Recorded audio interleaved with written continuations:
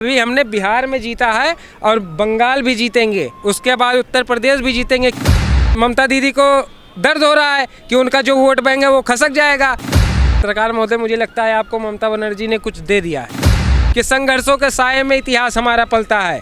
संघर्षों के साये में इतिहास हमारा पलता है। जिस ओर जवानी चलती है उस ओर जमाना चलता है। नमस्कार दोस्तों, मैं हूं राजेश और अभी आप देख रहे हैं यूबीएम। जैसे कि आपको ही पता है कि SIR 12 राज्यों में चल रहा है, लेकिन उसमें से कुछ ऐसे राज्य हैं जहां पर ऑब्जेक्शन उठाया जा रहा है। उसमें से बंगाल, पश्चिम बंगाल में जो है ज़्यादा ऑब्जेक्शन उठाया जा रहा है कि हमारा स्पेसिफिक वोट को काटा जा रहा है। ममता बनर्जी कह रही हैं। आज हम उसी टॉपिक पर बात करेंगे और यूपी के साथ आप, जैसे कि आप हमारे कई सारे वीडियो में इनको देखे होंगे, तो आज हम इनसे प्रतिक्रिया जानने की कोशिश करेंगे कि एक्चुअल में सच में वोट को काटा जा रहा है, किसी स्पेसिफिक पार्टी के वोट को टारगेट किया जा रहा है। नमस्कार सर। नमस्कार यूबीएम के दर्शकों को, यूपी के साथ आपका नमस्कार, आदाब, सत श्री अकाल एंड अस्सलाम वालेकुम। बिरादराने हिंद, अस्सलाम वालेकुम, भारत माता की जय। जी सर, जैसे कि आपको ही पता है कि SIR चल रहा है और पश्चिम बंगाल से ममता बनर्जी कह रहे हैं कि हमारे वोट को टारगेट किया जा रहा है, तो आपको क्या लगता है कि सच में और चुनाव आयोग एक स्पेसिफिक पार्टी के वोट को टारगेट कर रही है? नहीं, देखिए, SIR का मतलब होता है कि स्पेशल इंटेंसिव रिवीजन। इसका हिंदी में अर्थ होता है विशेष गहन पुनरीक्षण। अगर 2003 में कोई भी ऐसी पार्टियां हैं जिनका कई एक व्यक्ति के ज़्यादा वोटर कार्ड हों, मौजूद हों, उनको पुनरीक्षण करने के लिए, उनको हटाने के लिए इस अभियान का आयोजन किया जा रहा है। और जहां तक मैंने देखा कि भारत के 12 राज्यों में इस समय हो रहा है। मैं भी खुद उत्तर प्रदेश से आता हूं। उत्तर प्रदेश में सबसे पहले SIR का फॉर्म मैंने ऑनलाइन किया अपने परिवारों का। तो मेरा खुद 2 वोटर ID कार्ड था, एक में डेट ऑफ बर्थ का करेक्शन था, एक में ओरिजिनल था।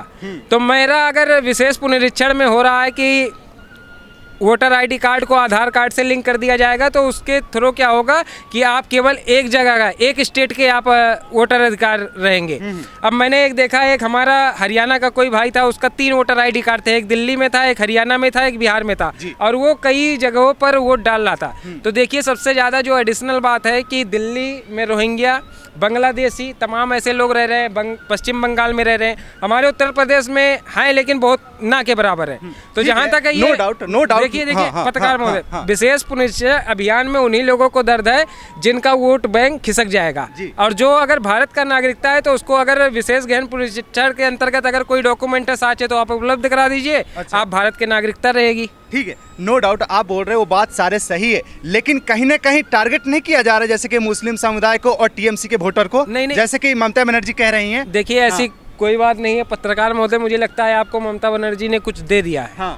आप उनकी बात कर रहे हैं। अरे ये तो भारत के 12 राज्यों में हो रहा है ना। आप पश्चिम बंगाल क्यों जा रहे हैं? अभी तो दिल्ली में भी होगा, उसके बाद महाराष्ट्र में भी हो रहा है। तो ये इसको किसी पार्टी विशेष से, समुदाय से टारगेट मत कीजिए या कम्युनिटी। इतने जल्दी चुनाव आयोग क्यों कर रही है कि 1 महीना में कंप्लीट करना? भाई आराम से करो ना, चुनाव के बाद भी कर सकते हैं। मुख्य निर्वाचन आयोग जो है वो अपने हिसाब से काम करेगा, किसी बीजेपी के अनुसार काम नहीं, किसी पार्टी दल के हिसाब से थोड़ी काम करेगी। अभी हमने बिहार में जीता है और बंगाल भी जीतेंगे, उसके बाद उत्तर प्रदेश भी जीतेंगे, क्योंकि जितने अवैध रोहिंग्या बांग्लादेशी हैं पश्चिम बंगाल से जब शुरू होगा तो उसके बाद में दिल्ली में भी खत्म होगा। सर, अपने आप कहे गए बात से आप फंस गए। कह रहे हैं कि जैसे बिहार में हमने जीता वैसे बंगाल में जीतेंगे। तो बिहार में SIR नहीं हुआ। बिहार में आपने 100% स्ट्राइक रेट से जीते हैं। वहाँ पे विपक्षी दल के नेता का कहना है कि आपने वोट चोरी किया, वोट काटा, वोट को मतलब कि हमारे स्पेसिफिक वोट को काटा है। उसी तरह से आप बंगाल के भी कह रहे हैं कि हम जीतेंगे, पहले ही बोल दिया आपने। पत्रकार महोदय, हम लोग लोकतंत्र को मानने वाले हैं, डेमोक्रेसी इंडिया में है, और SIR बिहार में हो चुका है जी। और जितने भी वहाँ पर फर्जी वोटर वाड़े थे वो खत्म हुए तो हम लोग चुनाव जीते।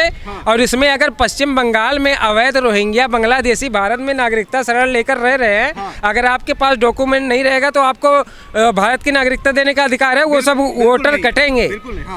अभी हमारे उत्तर प्रदेश में हो रहा है, 4 तारीख लास्ट डेट है। मैं खुद अपने परिवार का कराया। मैं एक खुद मुस्लिम कम्युनिटी से आता हूँ। अगर मैं चोर बेईमान नहीं हूँ तो मैं कराऊंगा। अब ममता दीदी को दर्द हो रहा है कि उनका जो वोट बैंक है वो खसक जाएगा।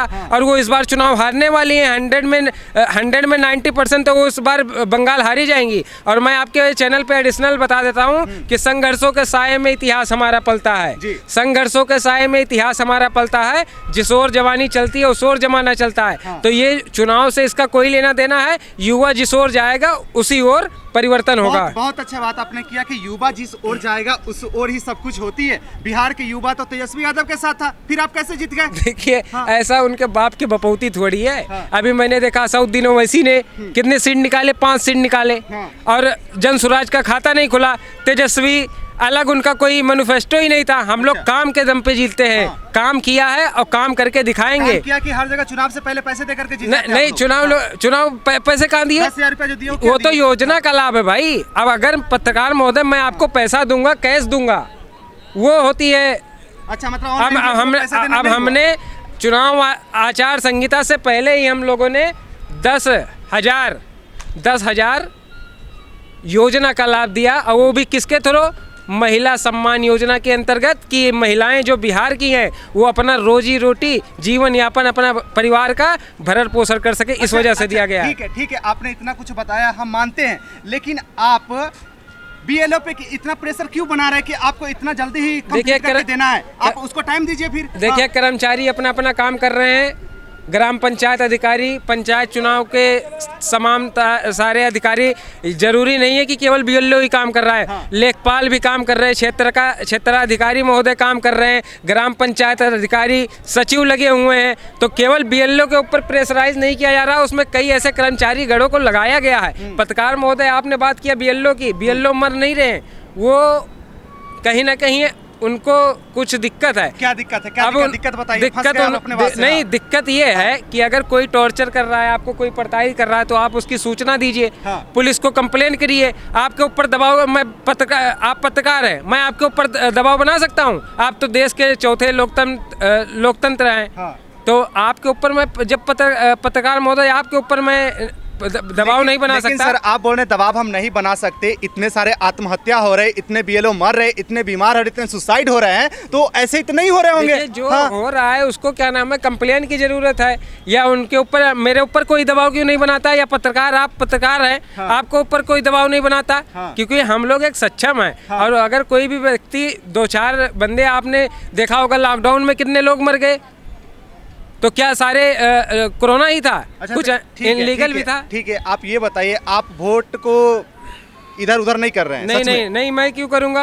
हम लोग तो डेमोक्रेसी को मानने वाले हैं, भारत के लोकतंत्र को मानने वाले हैं। हाँ। तो क्या लगता है बंगाल में किसकी सरकार? बंगाल में तो जीतेंगे, एक तरफा जीतेंगे इस बार। उसके बाद 27 में तो उत्तर प्रदेश जीतेंगे।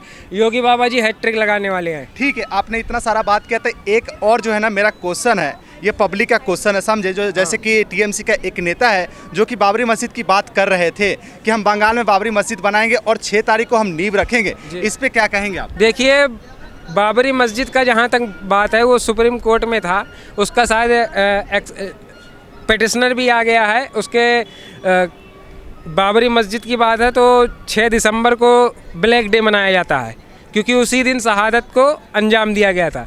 तो देखिए, जो बाबरी मस्जिद है, वो अगर उसका फैसला आ चुका है तो वो बनना चाहिए। ज़रूरी नहीं है कि 6 दिसंबर को ही बने, आगे पीछे करके, क्योंकि हम लोग मुस्लिम समुदाय के लोग 6 दिसंबर को ब्लैक डे मनाते हैं। नहीं, आपने बोला कि बनना चाहिए, ठीक है, लेकिन बनना यूपी में जगह दिया गया था बनाने के लिए, लेकिन ये बंगाल में बात चल रही है कि बनाने के, तो ये क्यों चल रही है? उत्तर प्रदेश में बनेगा, जहाँ पर उत्तर प्रदेश गवर्नमेंट में जहाँ पे दे रखा है, और भारत का सबसे बड़ा कुरान रखा जाने वाला मस्जिद, बाबरी मस्जिद, अयोध्या के अंदर बनेगा, बंगाल में नहीं बनेगा। मैं आज ही बता देता हूँ। ठीक है, धन्यवाद। तो आप लोगों ने देखा है कैसे क्या इन्होंने बताया SIR को लेकर के, और बहुत सारे ऐसे हमने बात की। अब आप लोग इस कवरेज के नीचे जो है ना, अपना राय छोड़ करके जरूर जाइएगा कि आप क्या सोचते हैं जो सर ने बताया, और आप क्या सोचते हैं, जरूर बताइएगा। धन्यवाद।